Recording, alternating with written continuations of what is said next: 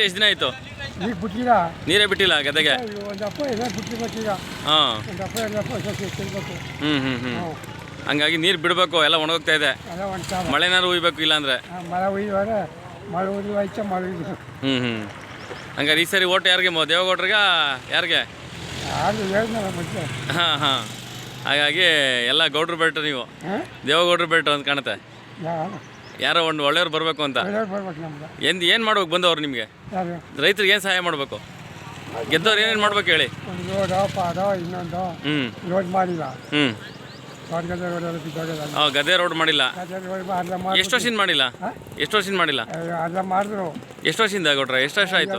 ನೀರಾಗೋಯ್ತು. ಅರ್ಧ ಮಾಡೋ ಅರ್ಧ ಮಾಡಿಲ್ಲ. ತಿರ್ಗಾ ಎಲ್ಲ ಕಿಟ್ಬಿಟ್ಟು ಗೊತ್ತಾಗ ಪೈಪು ತೂಕ. ಯಾಕೆ ಪೈಪು? ಏನು ಪೈಪು? ಪೈಪು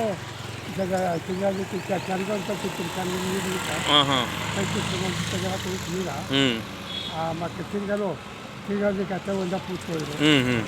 ಹಾಗಾದ್ರೆ ರೈತರು ಆಡೋ ಜಾಗ ನಮಗೆ ನೀರು ಇಲ್ಲಿ ಪೈಪ್ ಅದು ಕೂತು ಆಗ ಶೀಸ್ ಹಾಕ್ತದೆ, ಅದು ಓದಕ್ಕೆ ಎಲ್ಲ ಹೋಗಿಲ್ಲ. ಹಾಗಾಗಿ ಜಮೀನಿಗೆ ಹೋಗೋ ರೋಡ್ ರೆಡಿ ಮಾಡಬೇಕು ಅಂತೀರಾ ನೀವು? ಯಾರು ಗೆಲ್ಲಿ ನಮಗೇನು, ಒಟ್ಟಲ್ಲಿ ರೈತರ ಪರವಾಗಿ ಕೆಲಸ ಮಾಡಬೇಕು ಅಲ್ವೇ? ಒಟ್ಟಲ್ಲಿ ನೀವು ಹೇಳೋದು ವಿಚಾರ ರೈತರ ಪರವಾಗಿದೆ. ಮಾಕನಹಳ್ಳಿ ಗ್ರಾಮದಲ್ಲಿ ನೀವು ರೈತರ ಪರವಾಗಿ ಮಾತಾಡ್ತಾ ಇದ್ದೀರಾ. ನೀರು ಬೇಕು, ರೋಡ್ ರೆಡಿ ಮಾಡ್ಕೊಡ್ಬೇಕು, ಗಾಡಿ ಜಾಡು ಒಳಗೆ ಮಳೆ ಮಳೆ ಒಯ್ಬೇಕು. ಹಾಂ.